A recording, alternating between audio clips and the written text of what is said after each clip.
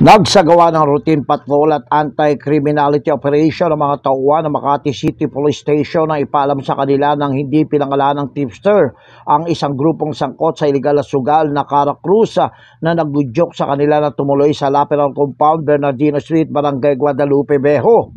5 sospek ang natagpuan sa nasabing lugar na nagresulta sa kanilang agarang pagkakaaresto.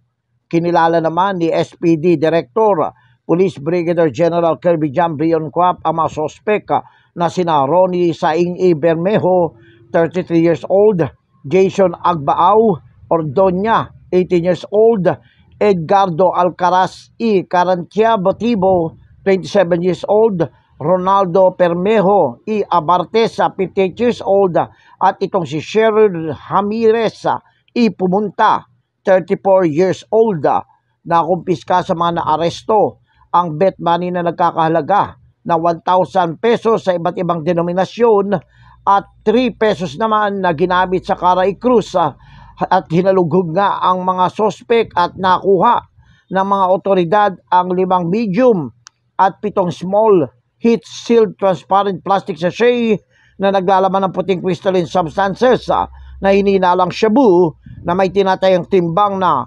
70.51 na gramo na nagkakahalaga ng 479,468 pesos. Maharap naman ang mga sospek sa kasong paglabag sa Presidential Decree 1602 o Illegal Gambling at Republic Act 9165 o paglabag sa Dangerous Drugs Act of 2002 at kasalukuyang nakakulong sa custodial facility ng Makati City habang mga nakuhang ebidensya ng droga ay ibinigay sa forensic unit para nga sa kaukulang pagsusuri. Ako si Jojo Sikat, walang inaatas ang balita.